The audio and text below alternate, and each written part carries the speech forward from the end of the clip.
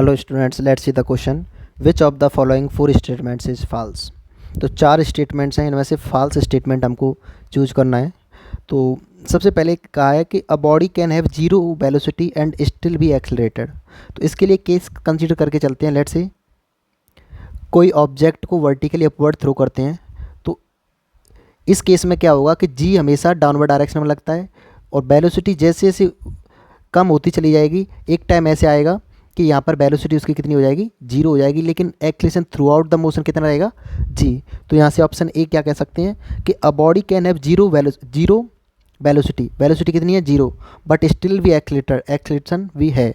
तो option A क्या हो जाएगा, करेक्ट हो जाएगा। सेकंड केस मान के चलते हैं कि यूनिफॉर्म सर्कुलर मोशन है।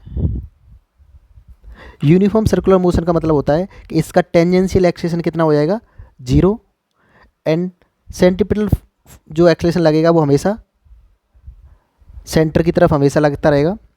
तो अब वो कह रहा है कि body can have a constant speed. अब यहाँ पे देख रहे होंगे स्पीड क्या होती है एंड वेलोसिटी। तो वेलोसिटी क्या है, वेक्टर क्वांटिटी, तो इसमें डायरेक्शन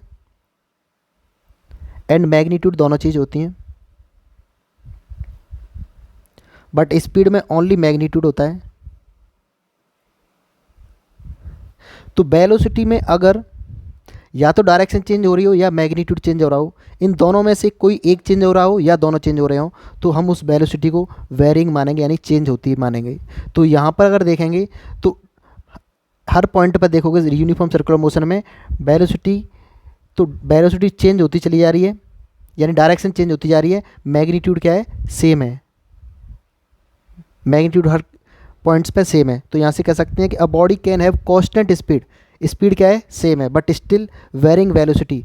वेरिंग वेलोसिटी क्यों है, क्योंकि इसकी डायरेक्शन चेंज होती जा रही है, डायरेक्शन की वजह से वेलोसिटी चेंज हो रही है। तो ये ऑप्शन भी करेक्ट हो जाएगा, बट ये ऑप्शन इनकरेक्ट है। क्यों कि constant velocity and still varying velocity ऐसा नहीं हो सकता है। अगर वेलोसिटी कांस्टेंट होगी तो हमेशा स्पीड कांस्टेंट ही रहेगी। फोर्थ केस कह रहा है कि the direction of the velocity of a body can change when it's acceleration is constant. इसके लिए हम केस कंसीडर कर देते हैं प्रोजेक्टाइल मोशन। लेट्स से कोई बॉडी यू वेलोसिटी से किसी एंगल पर प्रोजेक्ट की जाती है, तो इस तरीके से उसका पाथ पैराबोलिक होता जाएगा,